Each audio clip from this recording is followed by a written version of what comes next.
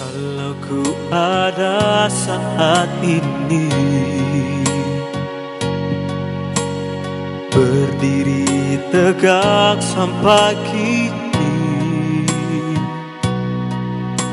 ku sadari semua ini hanya karena anugerah Tuhan.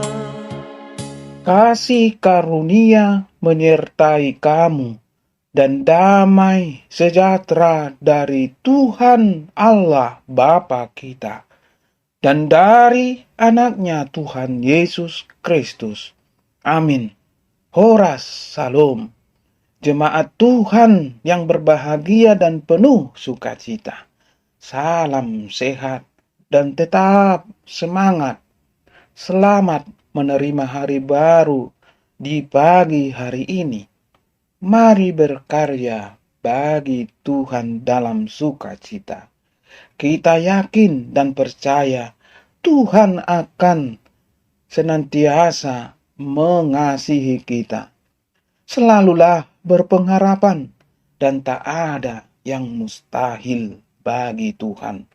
Sahabat yang baik hati yang dikasihi oleh Tuhan Yesus Kristus, marilah kita menggunakan waktu sejenak untuk berdoa, membaca, dan merenungkan firman Tuhan untuk kita dengarkan pada pagi hari ini, Rabu, tanggal 21 September 2022, yang tertulis di dalam 1 Timotius pasal 4 ayat 12. Demikian dikatakan firman Tuhan.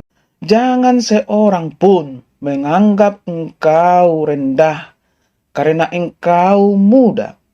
Jadilah teladan bagi orang-orang percaya dalam perkataanmu, dalam tingkah lakumu, dalam kasihmu, dalam kesetiaanmu, dan dalam kesucianmu. Molo di Bibel tai di dogma songonon. Unang mahu rohani halak midaho siala hapo soon mi. Alay gabit diruan niak kana porsea maho di pakatayon, di parange, di holong ni roha, di haporseaon, nang di hatomanon. Ido sahat na hatani di bata. Sahabat yang baik hati yang dikasihi oleh Tuhan Yesus Kristus. Rasul Paulus menuliskan sepucuk surat yang ditujukan kepada Timotius. Karena ialah yang Paulus percayakan untuk melanjutkan pekerjaan pelayanannya.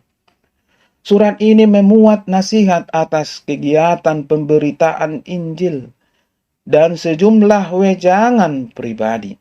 Dalam nats ini, Paulus menasihatkan Timotius agar melalui perkataan, tingkah laku, dan kesetiaannya, ia dapat menjadi teladan bagi banyak orang.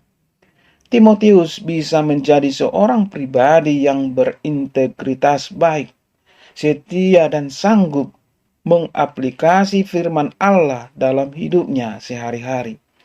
Sehingga tidak ada alasan bagi orang lain untuk memandangnya rendah karena dirinya masih muda.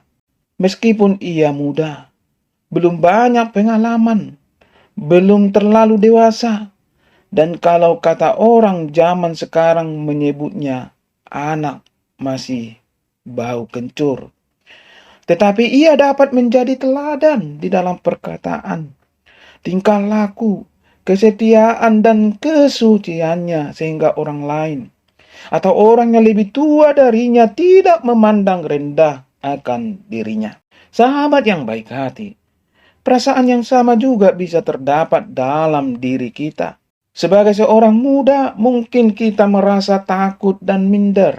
Dan karena usia kita, orang lain menganggap kita sebagai orang yang masih bau kencur. Bahkan ketika kita hendak mengabarkan Injil kepada mereka, seringkali itu terasa begitu sulit karena kita dianggap terlalu muda dan belum dewasa, sehingga kita tidak sepenuhnya bisa dipercaya. Satu hal yang dapat kita pelajari dari nasihat Paulus kepada Timotius adalah sekalipun kita masih muda, kita dapat hidup begitu rupa sehingga layak menjadi teladan bagi orang lain. Hal ini bisa terlihat dalam sikap kita membawa diri, melalui cara kita berbicara dan bertingkah laku. Lirik lagunya Roma Irama berkata, "Darah muda, darahnya para remaja, yang selalu merasa gagah dan tak pernah mau mengalah. Masa muda, masa yang berapi-api, yang maunya menang sendiri, walau salah tak peduli," dan seterusnya. Lirik ini menunjukkan bahwa memang pada masa muda atau anak muda dapat melakukan banyak hal: keberanian, kreativitas, solidaritas, simpati, dan sebagainya. Namun bagaimana jika keberanian dan semuanya itu terjadi dalam situasi yang tidak tepat? Tema hari ini adalah permata jadi teladan. Teladan menurut pendapat orang awam berarti sesuatu yang patut ditiru atau baik untuk dicontoh, baik dalam perkataan, kelakuan, sifat, maupun perbuatan. Keteladanan artinya sesuatu yang dapat ditiru atau dicontoh. Dalam perbincangan sehari-hari, kita mungkin sudah mendengar pepatah yang mengatakan bahwa satu keteladanan lebih baik dan bermakna daripada sejuta nasihat. Satu teladan yang baik, baik perkataan, kelakuan, sifat maupun perbuatan yang dapat ditiru atau dicontoh akan lebih bermakna daripada beragam nasihat yang tidak dapat dilihat dan tidak jelas. Sejatinya, menganggap rendah orang lain adalah salah satu sifat buruk manusia. Mengapa? Rendah orang lain adalah sombong. Oleh sebab itu, Rasul Paulus mengingatkan Timotius supaya menjaga diri agar tidak ada seorang pun yang merendahkan dirinya. Dalam kitab Injil Matius 18 ayat 10, Tuhan Yesus mendidik dan mengajarkan para muridnya supaya tidak menganggap rendah seseorang, apalagi anak kecil. Alkitab mengatakan, "Ingatlah, jangan menganggap rendah seorang dari anak-anak kecil ini, karena aku berkata kepadamu, ada malaikat mereka di surga yang selalu memandang wajah Bapakku yang di surga."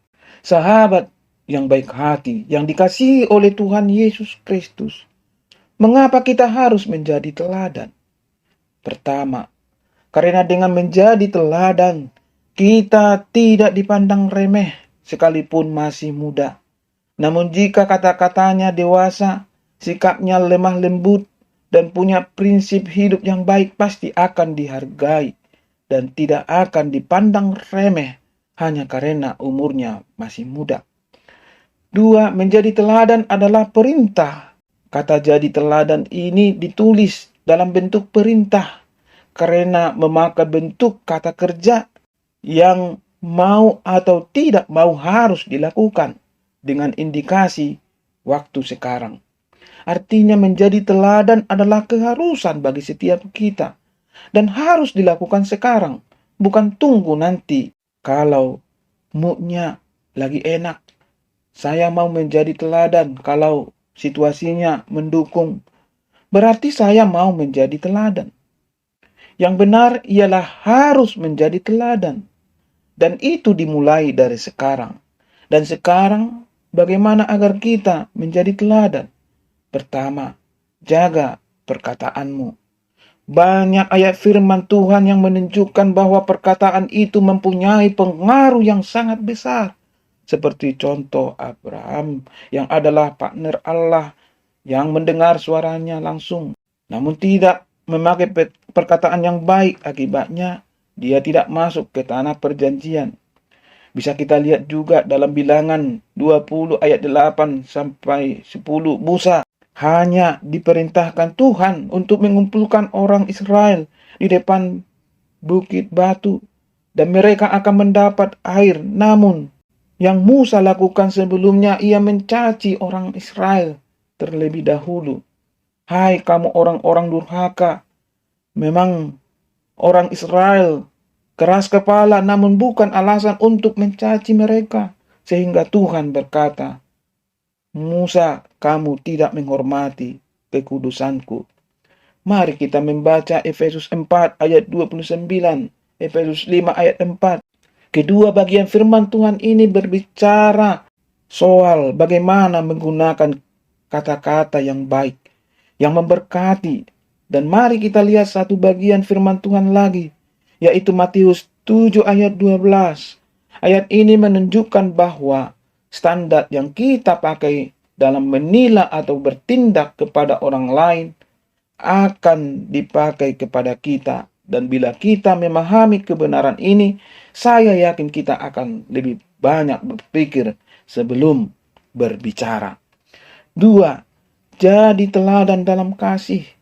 Berbicara tentang menjadi teladan dalam hubungannya dengan kasih, sudah tentu kita tidak akan melupakan prinsip-prinsip kasih, yaitu mengasihi Allah dan mengasihi sesama. Namun ada satu bentuk kasih yang memang sering disalahartikan orang, ialah teguran.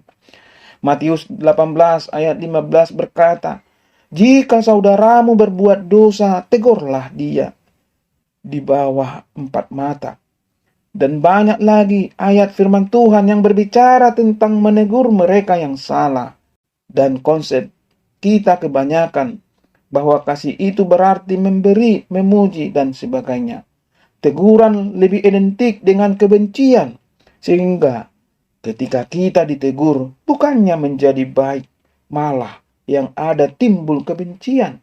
Dan ada satu kata mutiara yang baik untuk itu, ialah kita cenderung lebih memilih dihancurkan oleh pujian daripada diselamatkan oleh kritikan.